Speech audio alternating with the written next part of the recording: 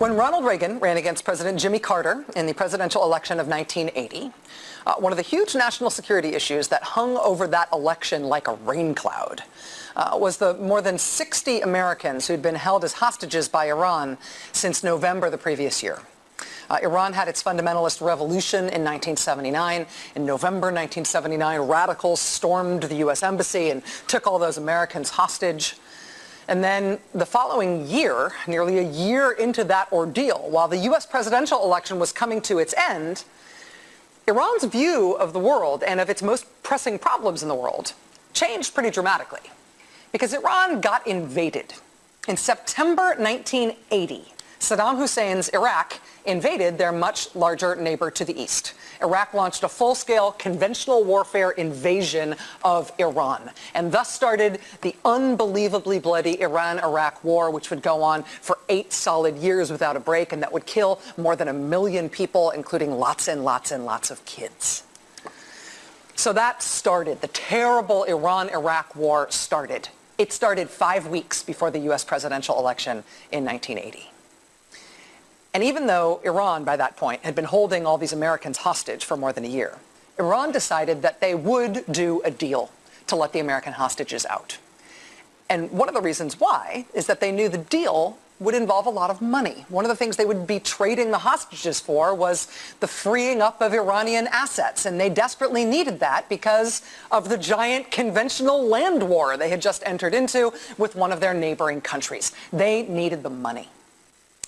And so, as President Carter campaigned for his re-election in the 1980 campaign, Carter administration officials were hard at work in negotiation with the Iranians to get the American hostages out.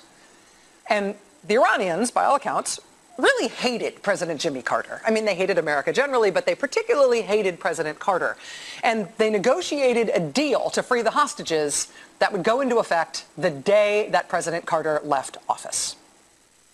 And so Ronald Reagan had his inauguration day. At 8:31 that morning, the outgoing President Jimmy Carter advised the incoming President, Ronald Reagan, oh, by the way, the hostages are getting out today. And then Ronald Reagan was sworn in, and in Tehran, the planes carrying the hostages took off. And at 2 in the afternoon that day, the newly sworn-in President Ronald Reagan was able to make the announcement that at long last, after 14 months, those hostages were coming home.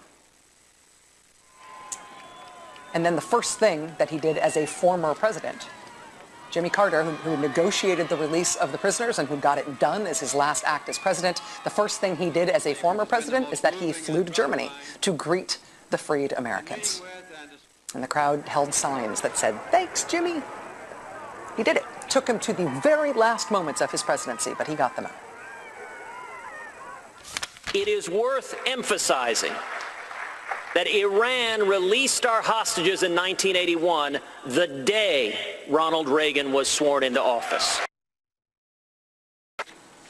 Which is true.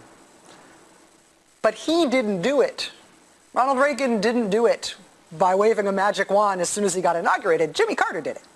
They like to bring up Ronald Reagan whenever Iran comes up in any conversation. Rand Paul did it at that same debate where you just saw Ted Cruz speaking. Chris Christie randomly brought up Ronald Reagan in his first campaign ad about Iran. This weekend, Marco Rubio raised the specter of President Reagan while he lambasted the Obama administration for getting 4 Americans freed this weekend from Iranian prisons. A few months ago, I told the American people I did not trade arms for hostages. My heart and my best intentions still tell me that's true, but the facts and the evidence tell me it is not. After Jimmy Carter got the 1979-1980 era American hostages freed from Iran, President Reagan, during his presidency, had to deal with a new slew of American hostages taken by groups supported by Iran, particularly in Lebanon. And not only did President Reagan negotiate with Iran to try to get those Americans freed, he negotiated a deal that involved illegally shipping Iran a bunch of weapons in secret. And did I mention it was illegal? And it didn't work. And it was the biggest scandal of his presidency and one of the larger and more salacious presidential scandals of all time, particularly since it resulted at one point in the criminal indictment of most of the president's serving national security staff. But that, Ronald Reagan, that is who Today's Republican presidential candidates like to cite as a role model for handling Iran. They like to cite the president who made an Iran deal so bad that he secretly sold Iran weapons and he still didn't get the hostages out. The great and big-hearted E.J. Dionne at the Washington Post has an excellent new book out called Why the Right Went Wrong: Conservatism from Goldwater to the Tea Party and Beyond. And it is a great book. And the central thesis of the book is that, I'm quoting E.J. here, the history of contemporary American conservatism is a story of disappointment and betrayal. And the opening chapters of the book are about Ronald Reagan, and among other things, this fascinating and weird development in our time in which Ronald Reagan is basically deliberately misremembered on the right. How Ronald Reagan's real record has been submarined, and all of his faults and compromises have been ascribed to other people and not to him. So conservatives can have one hero in modern history about whom they don't feel terrible disappointment and betrayal. They basically reinvented Reagan as perfect, even on Iran of all things, because they need something to believe in, even if it's fake. But because he's E.J. Dionne, he says it much more nicely than that and with way more footnotes. Joining us now is the great and big-hearted Washington Post columnist E.J. Dionne. E.J., it's great to see you. Congratulations on this. Thank you so much. Obviously, the whole book is not about Reagan, but this element of Reagan being remembered as perfect because modern conservatives need a hero is a very evocative thesis to me. Well, I think it's absolutely true, and right at the beginning of the book, I quote a conservative, Charles Krauthammer, who says you can choose your Reagan. Yeah. Because I think one of the ways in which conservatives can hold Ronald Reagan up is different kinds of conservatives remember different Reagans. A lot of the Tea Party conservatives remember the movement Reagan. At the beginning, I quote Chris McDaniel, that right-wing candidate down in Mississippi, who remembers this really hardline Reagan. And then I quote Governor Haley Barbour, who remembers Ronald Reagan as a very flexible guy. Purity is the enemy of victory, says Haley Barbour. But if you actually go back at that time, there were a lot of conservatives who were very critical of Reagan, among other things, for being too dovish. He committed those troops to Lebanon. I was there at the time. It was a terrible mistake. But then he pulled them out. And he said he wouldn't pull them out, and then he pulled them out. Yes, yeah. Which was the right thing to do, only it was too late. There were conservatives who criticized him for not sending troops down to Central America. But I think one of the things that saved Reagan is the presidency of George H.W. Bush. In a way, George H.W. Bush died for Ronald Reagan's sins, because when Reagan raised taxes 7 or 8 times, that didn't matter. But when Bush raised taxes, that became a great sin. And so he became sort of a heat shield in that sense. Anything that Reagan had done that conservatives didn't like, they decided it was a Poppy Bush problem. Exactly.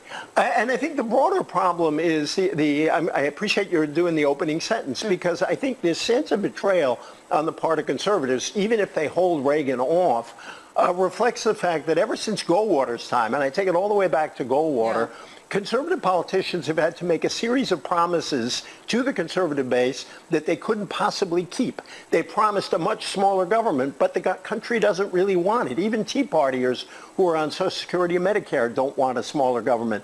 They promised to roll back cultural change. But guess what? Most of the country actually supports the cultural changes since the 1960s. Most of the country supports equality between men and women. Now, most of the country supports gay marriage. So you have all these conservatives out there who feel we elect our guys, and then they don't get done the things that they said they'd get done. And I think that gives us this campaign where Donald Trump and Ted Cruz are the 2 leading candidates in the primaries. Also, right now. I mean, it's not incidental that the Goldwater who sets this tone is the Goldwater who lost and never had to govern by the principles that he was articulating. And the Goldwater who ended up repenting later in life on some of his hardest line positions is one who would have not been welcome in the party today. Right, and Ronald Reagan did a lot of things that would not be welcomed in the party today as well. And when you look at, I also had a lot of fun in the book talking about Richard Nixon, because Richard Nixon is such an ambiguous figure. In some ways, he was one of the most liberal presidents we have had. If you look at the creation of EPA, the creation of the Occupational Safety Administration, but he was also one of the hardest line presidents on race, on law and order. And if you go back to that history, his staff reflected this double mind of Richard Nixon. And again, he really contributed to this cycle of disappointment on the right. E.J. Dionne, the book is Why the Right Went Wrong, Conservatism from Goldwater to the Tea Party and Beyond. Everybody keeps talking about Donald Trump and, to a lesser extent, Ted Cruz like they're a big surprise. This is the explanation of why it's not a surprise. Congratulations, Thank E.J. you so much. Thank you.